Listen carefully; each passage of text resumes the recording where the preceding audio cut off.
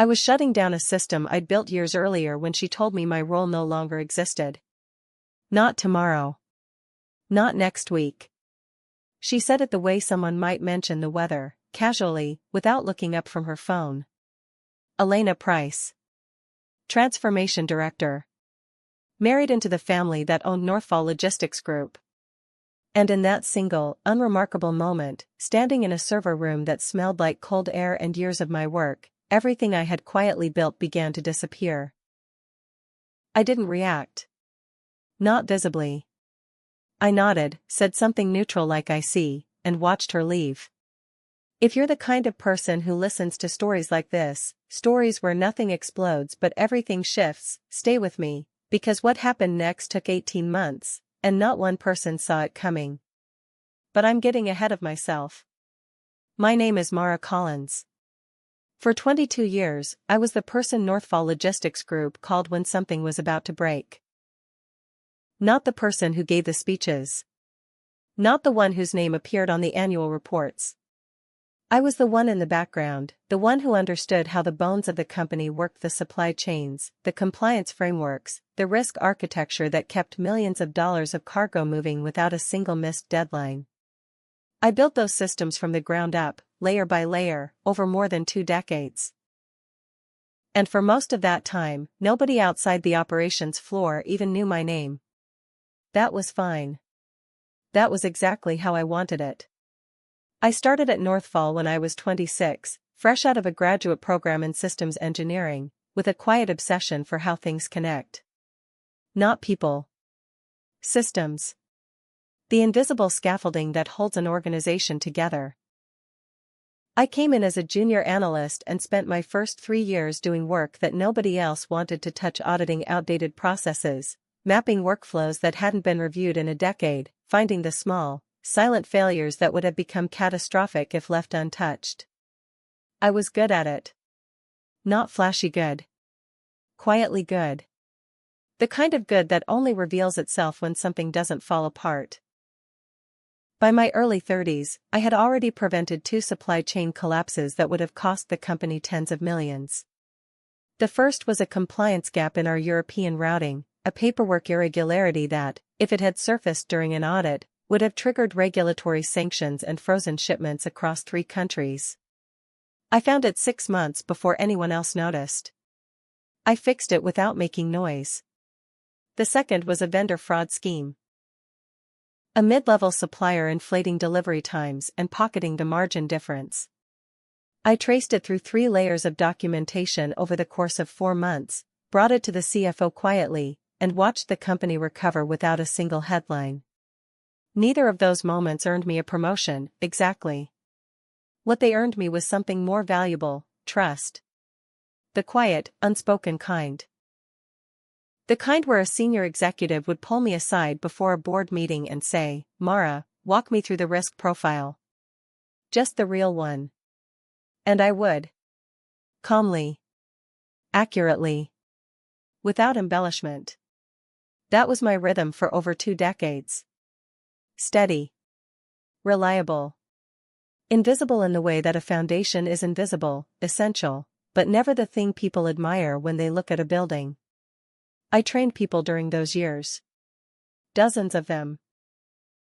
Some of them went on to become department heads, senior managers, directors. I never minded. If anything, I was proud. Teaching someone to see a system the way I saw it, not as a thing to be managed, but as a living structure with pressure points and vulnerabilities that felt like the most important work I did. A few of them remembered that.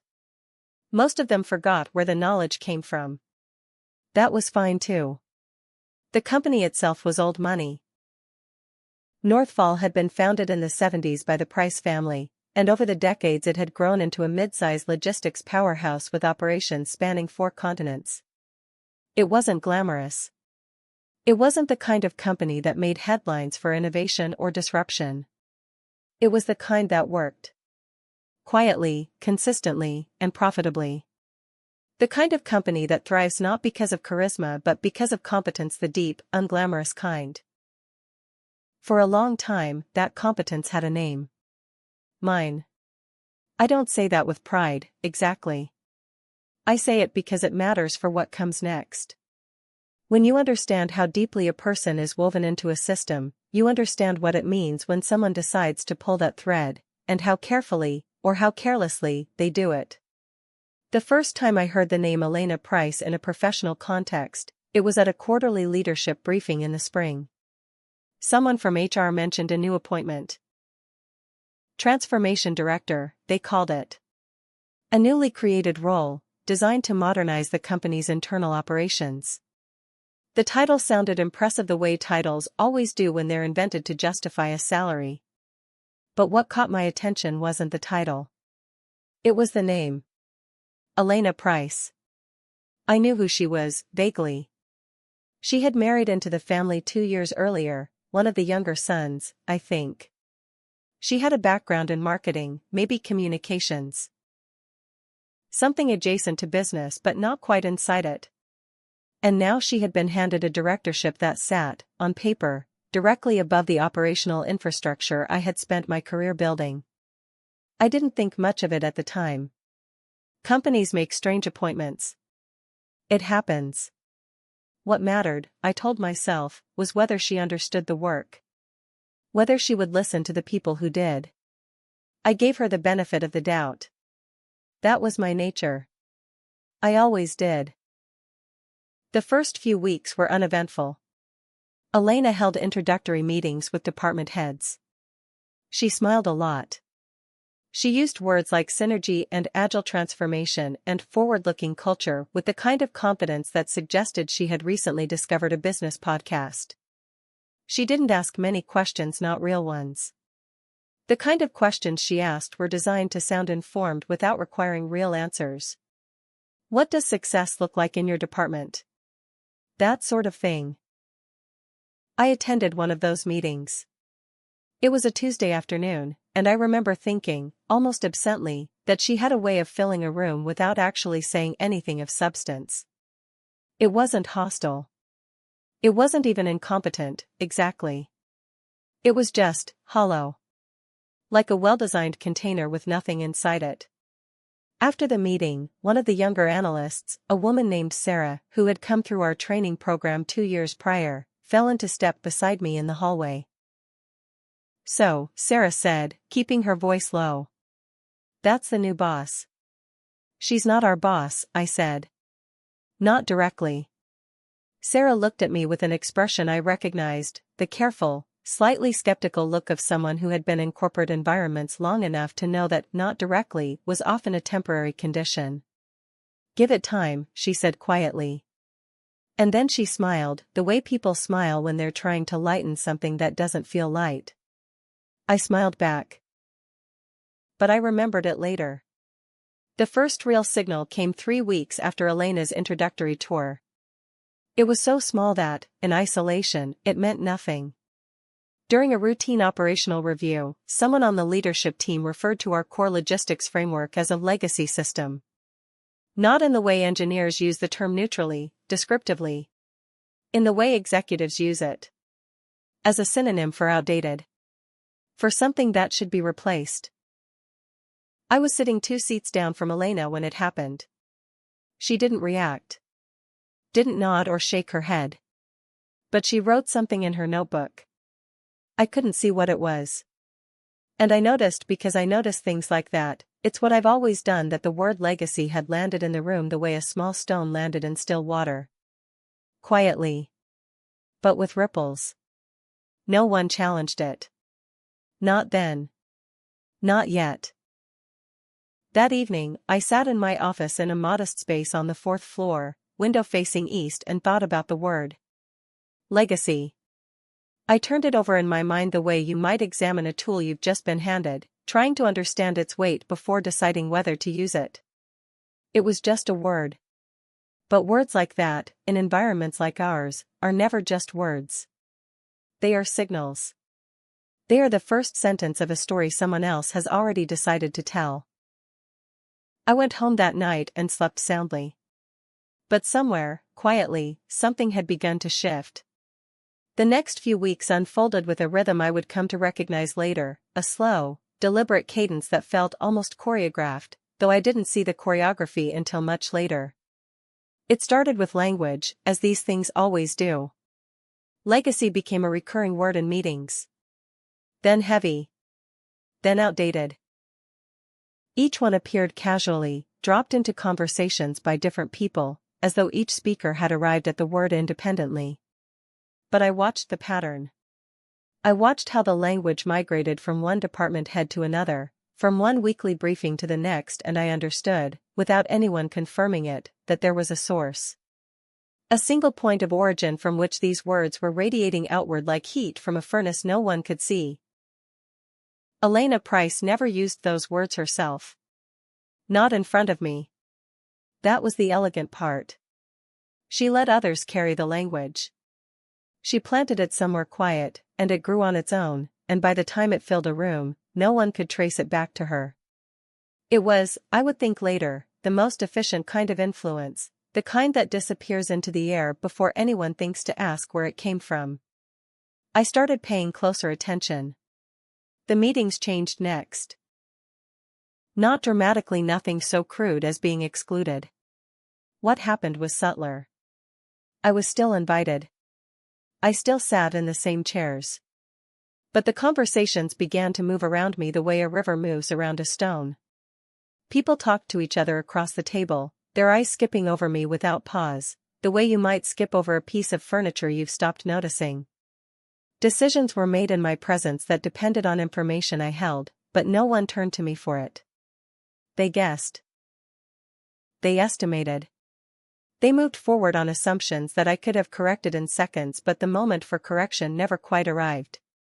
It was a Tuesday when I first noticed it clearly. A budget review for the Q3 shipping corridor. A senior manager named David Hale, someone I had mentored years ago, quietly was presenting projections that were off by nearly 12%. The error was in the compliance cost model. I knew because I had built that model. I had calibrated it personally, dozens of times, over the course of several years. The numbers he was citing were based on an outdated version, a version that had been superseded 8 months prior by an update I had flagged in writing. I raised my hand. Gently. The way I always did, was never interrupting, never demanding the floor. Just a quiet signal that I had something to add. David glanced at me. Then his eyes moved, almost involuntarily, to Elena, who was sitting at the head of the table. She didn't nod. She didn't shake her head. She simply continued looking at her tablet, the faintest ghost of a smile on her face, the kind of smile that could mean anything, or nothing at all. "We'll circle back on the details," David said, turning back to his slides. "Let's keep moving." I lowered my hand. Said nothing. Made a note in my own notebook, not of what had happened, but of the time. 2:47 p.m. The exact moment the room chose not to listen. I didn't feel hurt. Not exactly. What I felt was something colder than hurt. It was recognition. The recognition of someone who has spent decades reading systems, suddenly realizing she is inside one. After the meeting, I walked back to my office alone. The hallway was quiet, that particular late afternoon silence that settles over office buildings when people are still pretending to work but have already begun thinking about leaving. I passed a cluster of younger employees near the break room. 2 of them were talking about Elena's latest memo, something about reimagining the operational identity of the company. They were using her language. Repeating her phrases with the enthusiasm of people who have just discovered a new vocabulary and want to test it out. "She's really shaking things up," one of them said. I walked past without slowing down. But I noticed the phrase. Shaking things up. As though stability were a problem. As though the things that had kept this company profitable and functional for decades were something to be corrected. That night, I did something I hadn't done in years. I went back to the office after hours, not because I had work to finish, but because I wanted to look at something. I sat at my desk, opened the internal system architecture I had built, and traced every thread. Every connection. Every dependency. I spent 2 hours mapping the invisible infrastructure of Northfall Logistics Group, the real infrastructure, the one that mattered, the one that held everything together. And as I did, I began to see, with a clarity that felt almost physical, how fragile it all was. Not because the systems were weak. They weren't. They were elegant. Precisely engineered. But they were also deeply dependent on the one person who understood them fully. Me. I closed my laptop and sat in the dark for a long time after that. Not because I was afraid. Because I was thinking. The next phase came faster than I expected.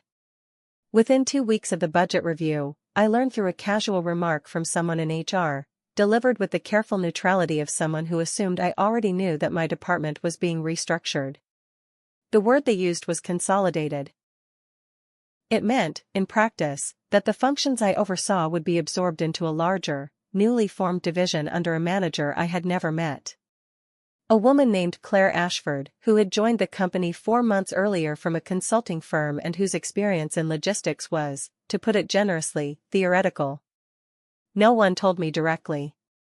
That was the detail that stayed with me longest. Not the restructuring itself. I had seen restructurings before, had watched departments form and dissolve with the rhythm of tides. What stayed with me was the silence. The deliberate, careful absence of a conversation that should have happened. I was not consulted. I was not informed. I was simply rearranged, the way someone might move a piece of furniture while the owner is out of the house. I found out on a Wednesday morning. I walked into the weekly operations sink. A meeting I had attended for 11 years, and found a new agenda on the shared screen. My name was not on it. Claire Ashford's was, in a box labeled Systems and Risk New Lead. The font was clean. The formatting was precise. Someone had spent time on it. Someone had planned this carefully, with attention to detail, and had simply neglected or chosen not to include me in the planning. I sat down. Said nothing. Let the meeting proceed.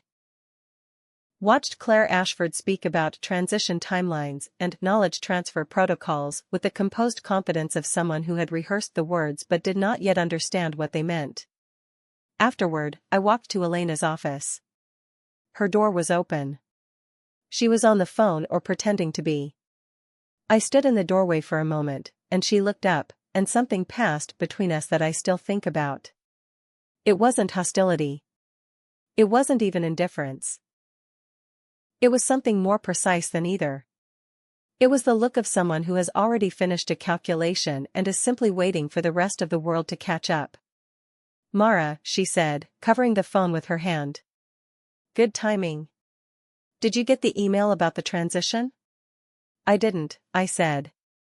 "But I saw the agenda." "Right."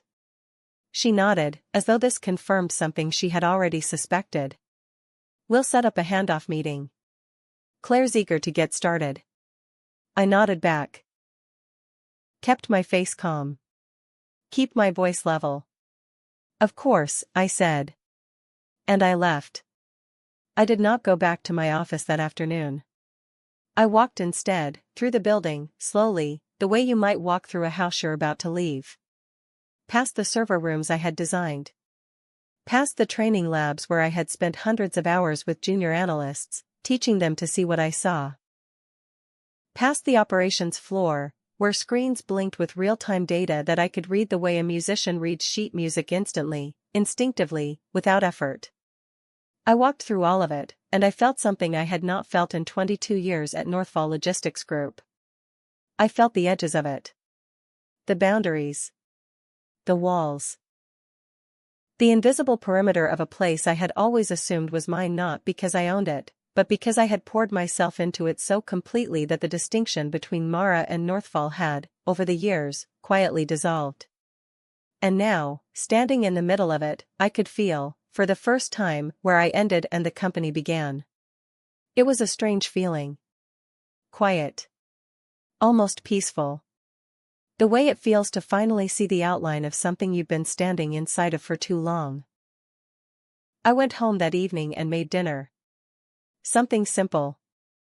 I ate alone, at the kitchen table, and listened to the silence of my apartment, and thought about systems. Not the company's systems. My own.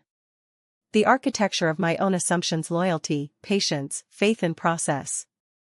I examined each one the way I would examine a compliance framework. Carefully. Honestly. Without sentiment. And I began, very quietly, to see where the cracks were. The public part came next. That was the phase that required the most careful performance, not from me, but from Elena. And I will say this, she was skilled at it. Genuinely skilled. The way a surgeon is skilled, precise, unhesitating, and entirely without feeling. It started at the quarterly leadership forum. A big event for Northfall, not huge by industry standards, but significant internally.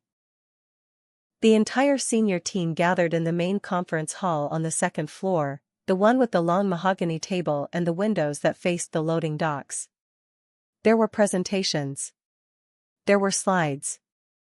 There were the usual rituals of corporate performance: applause at the right moments, laughter at the right jokes, the communal pretense that everyone in the room was working toward the same thing. I was seated near the back. Not deliberately, that was simply where the remaining chairs were. But I noticed it later, the way I noticed most things, as a detail that mattered more than it appeared to. Elena stood at the front of the room. She was dressed simply in a dark blazer, no jewelry, the kind of understated confidence that reads as authority in rooms like these. She had a presentation. The title on the first slide was "Evolving Northfall: A New Chapter in Operational Excellence." I watched her click through the opening slides with the calm attention of someone who has memorized her own script completely. Then she arrived at a section that made something in my chest tighten, not with fear, but with a kind of cold, precise recognition. The slide was titled "Addressing Legacy Bottlenecks." Beneath it, in clean corporate language, was a summary of everything I had built. Not attributed to me, of course. It was presented as an anonymous, structural problem, a set of outdated systems and rigid frameworks that were holding the company back from its next phase of growth. The language was careful. It never named me. It didn't need to. Everyone in the room knew exactly what she was talking about. And everyone in the room.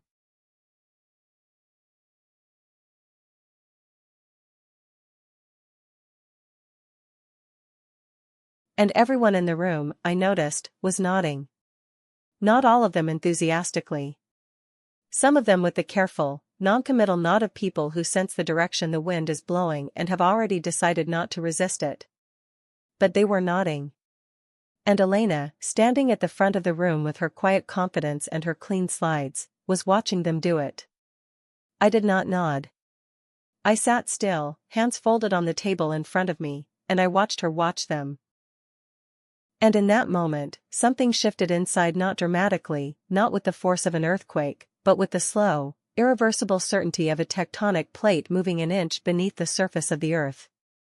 Something that would, in time, change the shape of everything above it. After the presentation, there was a reception.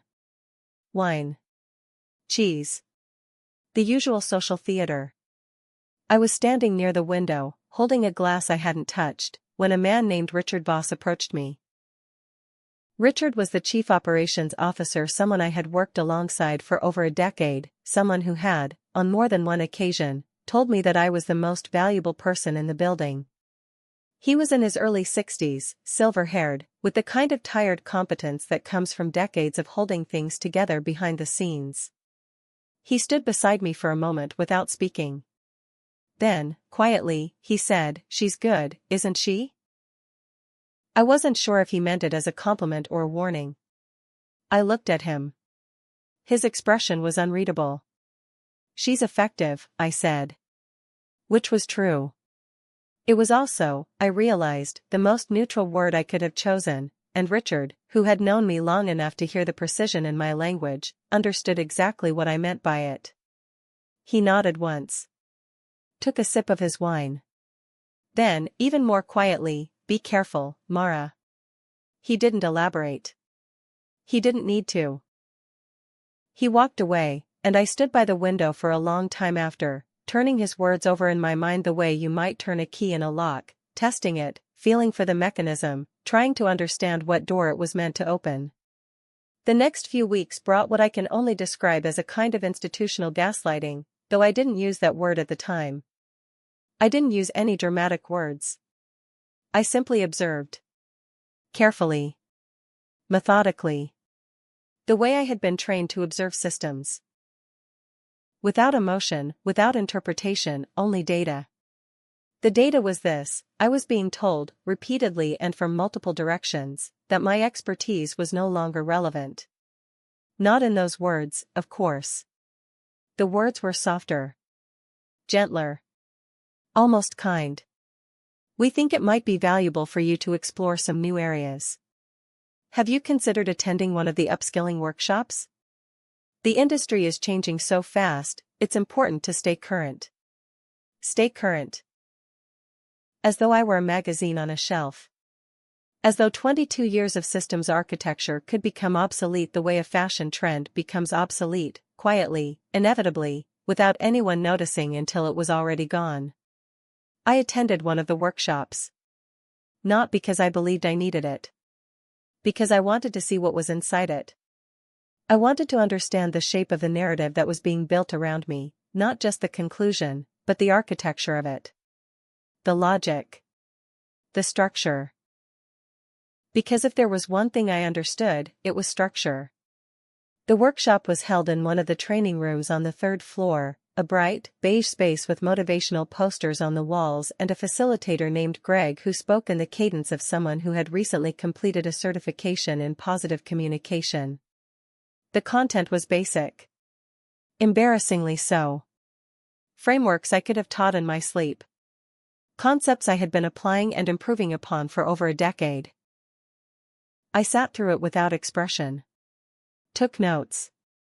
Asked no questions. At the end, Greg asked the group if they had any feedback. Very informative, I said. And I meant it, though not in the way he understood. Because what had been informative was not the content. What had been informative was the fact that I had been sent there at all. The fact that someone, somewhere in the chain of authority, had decided that Mara Collins, the woman who had built the risk architecture that protected this company from collapse on at least 3 separate occasions, needed to learn the basics again. It was a message. Wrapped in pleasantries, delivered with a smile, but a message nonetheless. And the message was simple: you are being made to feel small. On purpose. I drove home that evening in silence. No music. No podcasts. Just the road and the quiet hum of the engine and my own thoughts, moving through my mind with the slow, deliberate pace of water finding its level. I thought about Elena. About Richard's warning. About the workshop. About the word legacy and the way it had spread through the company like a dye dropped into clear water, invisible at first, then everywhere, coloring everything it touched. And I thought about something else. Something I had not allowed myself to think about until that evening. I thought about what it would truly mean if the people in charge of this company did not want it to work. Not in the way it had worked before. Not in the careful, quiet, sustainable way that I had spent my life building.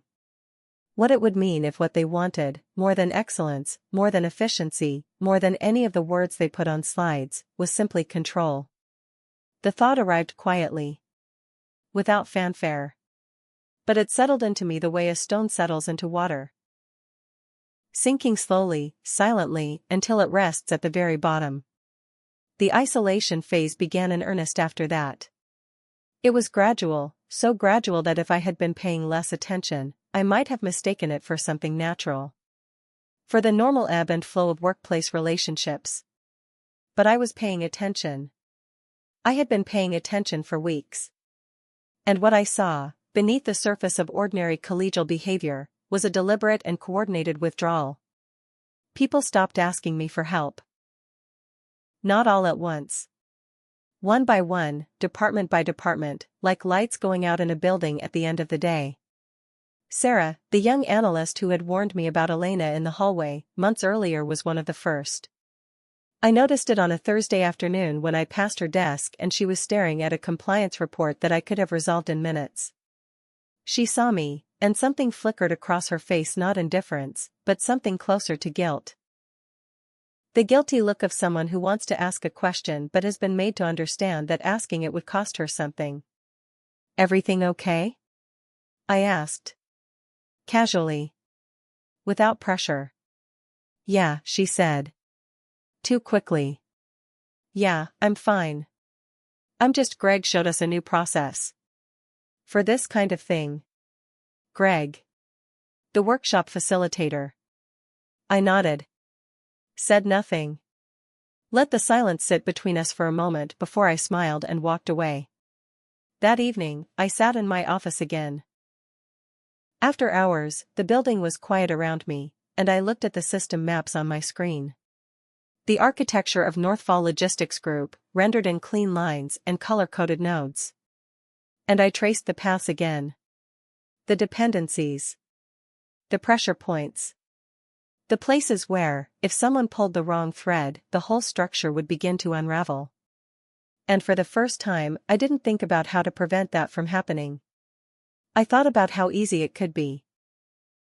There is a moment, and I think anyone who has ever been quietly dismantled by an institution will recognize this, when the anger stops.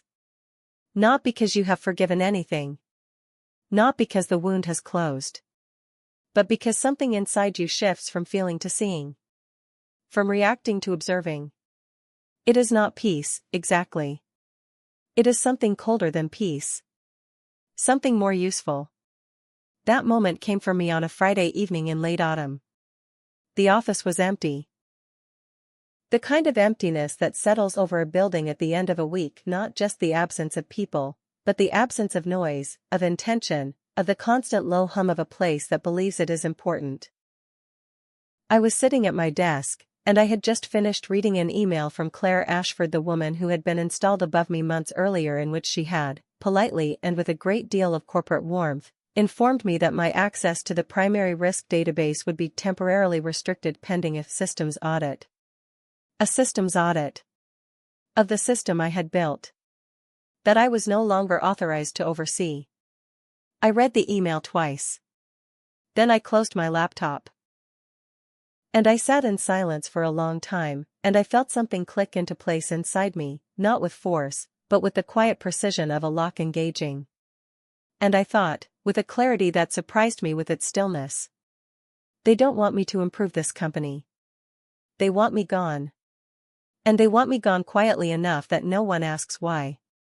That was the moment I stopped trying to be understood. I did not cry.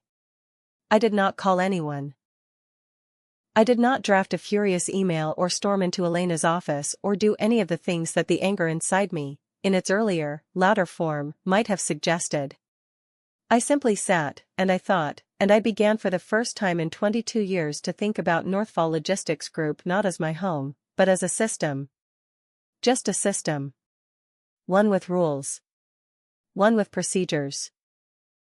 One with boundaries and protocols and, crucially, with gaps that no one had bothered to close because no one had thought to look for them. And I knew exactly where every single one of those gaps was. The shift in my thinking was not dramatic. It did not announce itself. It simply arrived, the way dawn arrives, not with a sound, but with a slow, undeniable change in the quality of the light. I went home that night and slept well. Better than I had in months, actually. Because for the first time since Elena Price had entered my life, I was not reacting to her. I was planning.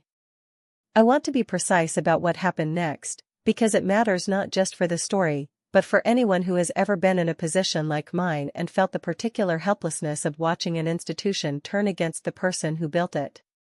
What I did was not revenge. I want to be clear about that. Revenge implies emotion, passion, fury, the desire to cause pain. What I did was something quieter. Something more structural. It was the application of knowledge. The precise, methodical use of everything I understood about how Northfall Logistics Group worked and, more importantly, how it depended on things that only I fully understood to ensure that the consequences of removing me would not be mine to bear. I followed the rules. Every single one. That was the first and most important principle.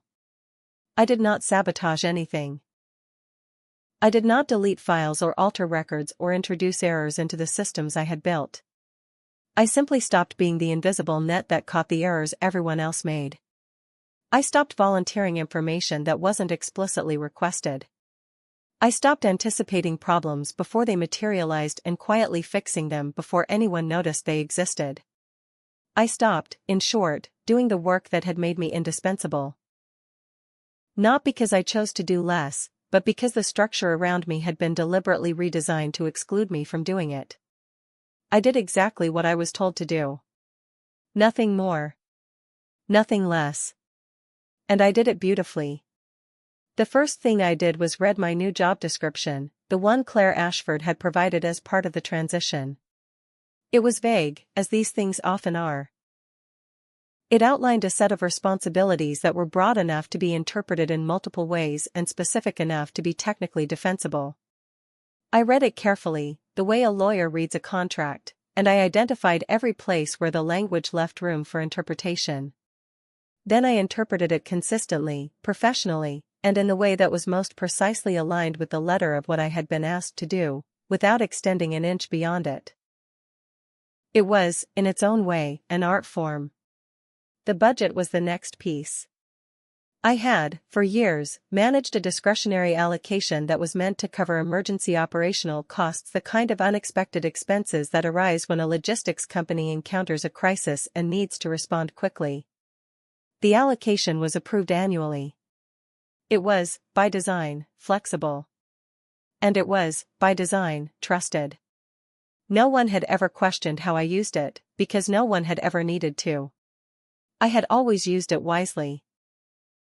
Conservatively. In the interest of the company.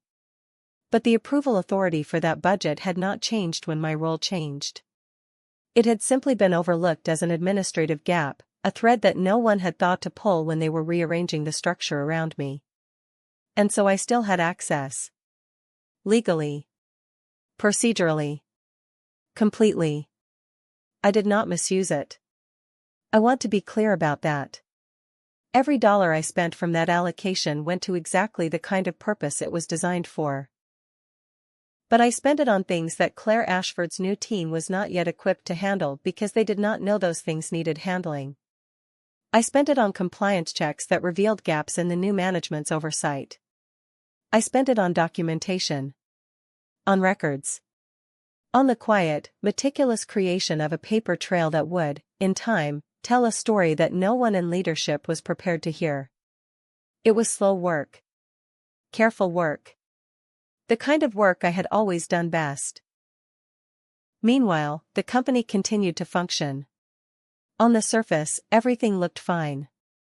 The slides were polished. The meetings ran on schedule. Elena Price smiled and spoke about transformation and progress, and the younger employees nodded and repeated her phrases, and the quarterly numbers held for now. For now. Because the systems I had built were resilient. I had made them that way. They were designed to absorb a certain amount of stress before showing signs of strain. And the strain was accumulating. Quietly. Invisibly. The way pressure accumulates in a structure long before the first crack appears. I watched it happen. Not with satisfaction, though I would be lying if I said there wasn't a small, quiet part of me that felt something close to it. But mostly with the detached attention of an engineer observing an experiment she has already calculated the outcome of. It was a Wednesday in early winter when the first crack showed itself. A shipment delay minor, on its own. A routing error in one of the European corridors that would have been caught, in the old system, within hours. Under the new management, it went unnoticed for 3 days. By the time someone flagged it, the delay had cascaded into a compliance issue that affected 2 downstream contracts. I heard about it from Sarah, who called me on my personal phone, something she had not done in months. Her voice was careful. Measured. But underneath the careful tone, there was something else. Something that sounded like fear. Mara, she said. The Stockholm route. Do you know about it? I do, I said. Because I did. I had seen the data 2 days earlier. I had watched the error propagate through the system in real time, the way a doctor watches a patient's vitals on a screen calmly, attentively, without intervening. They're saying it was a system failure, Sarah said. It wasn't, I said. And I left it at that.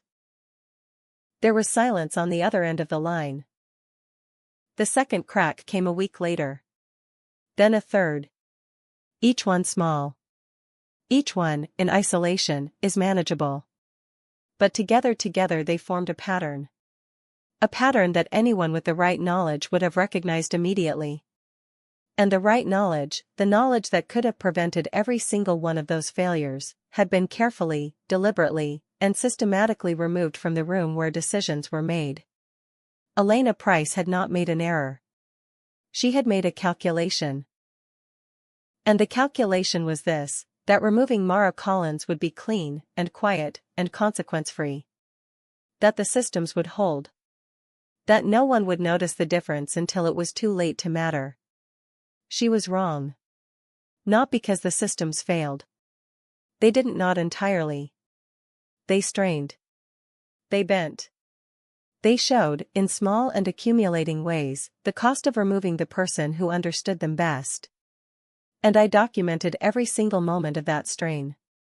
Every error. Every gap. Every instance in which the new management had been given information, had signed off on a decision, and had failed to catch what I would have caught in seconds. I documented it all. Quietly. Methodically. In the way I had always worked, without noise, without spectacle, with nothing but precision and patience and an absolute, unwavering attention to detail. I was building something. Not a system this time. A case. One evening, sitting alone in my apartment with my laptop open and the blue light of the screen the only illumination in the room, I paused and looked up from the documents I was assembling.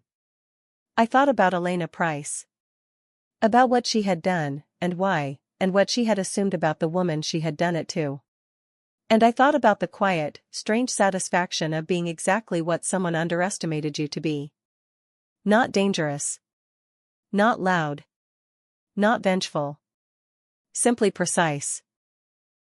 The meeting that ended everything did not look like an ending when it began. It was a Thursday morning. January. The kind of gray, still winter day where the light seems to arrive late and leave early, and the world feels muffled, as though the air itself is holding its breath. I had been summoned, that was the word used in the email, summoned, though it was dressed up in softer language, to a private session with Richard Voss and 2 members of the board. Elena Price was there. Claire Ashford was not. I arrived on time. Sat where I was directed to sit. Poured myself a glass of water from the pitcher on the table and held it in both hands, the way you hold something when you want to appear calm, and you are, in fact, completely calm. The room was quiet for a moment. Then Richard spoke. "Mara," he said. His voice carried the particular weight of someone who has rehearsed what he is about to say but is not entirely comfortable saying it. "We've been reviewing the operational reports from the last quarter. There have been some concerns." He paused. I looked at Elena. She was seated across from me, her posture impeccable, her expression composed. She did not look at Richard. She looked at me. And in that look, I saw something. I recognized the quiet confidence of someone who believes she has already won. "The concerns," Elena said, picking up where Richard had left off with practiced smoothness, "relate to a pattern of system failures that we believe originated in the infrastructure you were responsible for. The legacy infrastructure." There it was. Legacy. The word she had never used in front of me before. She said it now with the calm authority of someone stating a fact, not an opinion, not an interpretation, but a fact. And she watched me as she said it, waiting, I think, for something. A flinch. A protest. A crack in the composure she had spent months trying to create. I took a sip of water. Set the glass down. And I said, very quietly, "May I see the reports?" A beat of silence. Elena's expression shifted not much, but enough. A flicker of something behind her eyes. Surprise, perhaps. Or recalculation. "Of course," Richard said, and slid a folder across the table. I opened it. "Read it." Slowly, carefully, the way I read everything is not skimming, not scanning, but absorbing. Every word. Every number. Every conclusion that had been drawn and every piece of evidence that had been cited. It took me 12 minutes. No one spoke during those 12 minutes. The only sound in the room was the quiet turning of pages and, somewhere far below us, the distant hum of the loading docks. When I finished, I closed the folder. I folded my hands on top of it. And I looked up. "This report," I said, "attributes the system failures to a design flaw in the risk architecture I built. Is that correct?" Elena nodded. "Precisely once." "Then I'd like to show you something," I said. I reached into the leather folder I had brought with me, the one I carried everywhere now, the one that held, in neat, organized sections, every document I had assembled over the past months. Every email. Every sign-off. Every approval that Claire Ashford's team had given without scrutiny. Every instance in which the new management had been presented with information, had acknowledged it, and had failed to act on it. Every gap. Every oversight. Every quiet, accumulating failure that had nothing to do with the systems I had built and everything to do with the people who had been placed in charge of them. I set the folder on the table. Did not open it. Not yet. "The systems I built," I said, "did not fail. They performed exactly as they were designed to perform. What failed was the oversight. The monitoring. The human layer that was supposed to catch errors before they became incidents." I paused. Let that sit. That human layer was removed when my role was restructured. And every decision made after that point, every sign-off, every approval, every directive that allowed these failures to propagate is documented here. With dates. With names. With signatures. I opened the folder. Laid the first page flat on the table, facing outward, so that everyone in the room could see it. Then the second. Then the third. Slowly. Methodically. The way you might lay out cards in a game you have already won. Elena's composure did not break. I will give her that. She watched the pages appear on the table with the same calm expression she had worn throughout. But something changed in the quality of her stillness. It became less like competence and more like the stillness of someone who is recalculating very quickly and finding that the numbers no longer add up. Richard was the first to speak. He picked up one of the pages, a sign-off form, dated 3 weeks prior, bearing Claire Ashford's signature on a directive that had directly contributed to the Stockholm routing failure. He read it. Then he looked up at Elena. "Did you approve this?" he asked. His voice was quiet. Careful. The voice of someone who already knows the answer. Elena did not hesitate. "Claire handled the day-to-day operations," she said. "I provided strategic direction." "Strategic direction," Richard repeated. Not as a question. "Yes." He nodded. Slowly. Then he looked back down at the page in his hand, and something in his expression shifted. Something I had seen before, in the early days of my career, when a senior leader realizes that the person they trusted has been operating in a world they didn't know existed. It was not anger, exactly. It was the quiet, unsettling feeling of the ground moving beneath your feet. The next hour was not dramatic. There were no raised voices. No accusations shouted across the table. No one slammed a fist or stormed out of the room. That is not how these things happen, in my experience. They happen quietly. They happen in the language of process and procedure and institutional responsibility. They happen in the careful, measured exchange of information between people who are beginning to understand, collectively and without saying so, that something has gone very wrong. I answered every question I was asked. Directly. Without emotion. Without embellishment. I pointed to the documentation when it was relevant. I clarified when clarification was needed. I did not editorialize. I did not offer interpretations or opinions or judgments. I simply presented what I knew, in the order it had happened, and let the facts build their own shape. By the end of the hour, the room had changed. Not physically, the same gray light still filtered through the same windows, the same mahogany table still held the same water pitcher and the same collection of documents. But the dynamic had shifted. Completely. Irreversibly.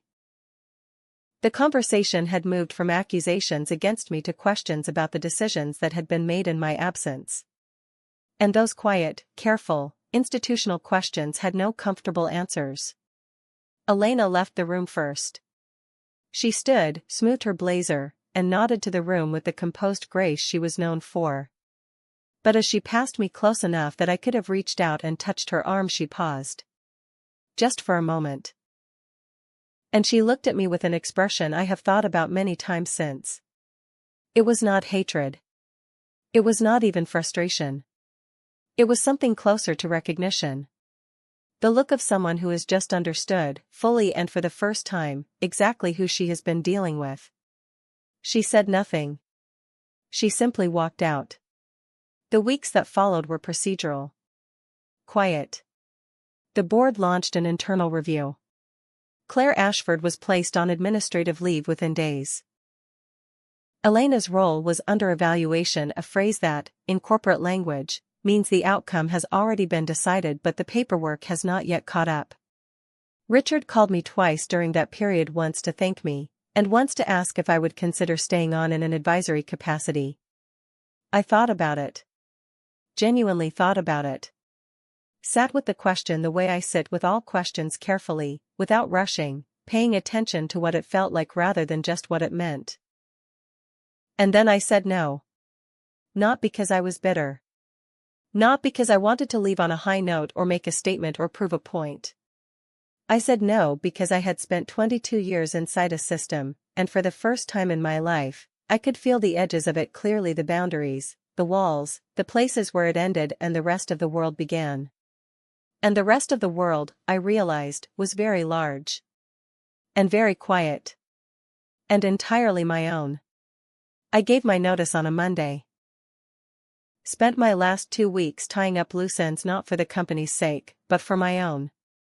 Because that is who I am. That has always been who I am. The person who leaves things in order. Not out of obligation, but out of something closer to pride. A quiet, private pride in doing things well, regardless of whether anyone is watching. On my last day, I walked through the building one final time. The same route I had walked months earlier, when I had first begun to feel the edges of the place. Past the server rooms. Past the training labs. Past the operations floor, with its blinking screens and its hum of data moving through cables I had designed. It all looked the same. It was all, in some fundamental way, exactly what it had always been. But I was different. I did not feel triumphant as I walked. I did not feel vindicated, exactly, though I suppose the word applies. What I felt was something simpler and harder to name. A kind of quietness. The deep, settled quietness of someone who has carried something for a very long time and has finally, gently, set it down. Sarah was waiting for me near the elevator. She had a small box of things from my desk, a gesture so thoughtful and so human that it made something in my chest tighten, briefly, in a way that none of the boardroom confrontations had. So, she said, handing me the box. Where will you go? I took the box. Hold it against my chest. Looked at her. This young woman who had warned me, months ago, in a hallway, with nothing but a quiet and careful honesty. I don't know yet, I said. And I smiled. A real smile. The kind I hadn't felt on my face in a long time. That sounds perfect, she said. I took the elevator down. crossed the lobby. Pushed through the glass doors into the January air cold, clean, still. I stood there for a moment, the box in my arms, and I breathed. Slowly. Deeply. The way you breathe when you are not rushing toward anything, and not running from anything, and the world in front of you is simply open. I didn't leave with applause. I left with my name clean, and that mattered more. I have thought, in the months since, about what it means to be underestimated. Not in the abstract, in the specific, lived, daily experience of being a person whom others have decided, quietly and without consultation, does not matter. It is a particular kind of loneliness. A particular kind of invisibility. And it is, I have come to understand, also a particular kind of power. Because the people who are never watched are the people who see everything. And the people who are dismissed as harmless are the people no one thinks to defend themselves against. I did not evict Elena Price from Northfall Logistics Group with anger or spectacle or the satisfaction of a public confrontation. I evicted her with patience. With precision. With the quiet, accumulated weight of 22 years of understanding exactly how things work and exactly what happens when the people in charge stop paying attention to the person who understands them best. That is the quietest kind of justice I know. And if you have stayed with me until this moment through every small and silent shift, through every careful and unhurried beat of this story, then I think you already understand why it is also the most powerful. If this story touched something inside you, something quiet, something you maybe haven't said out loud, I want you to know, you are not alone in that.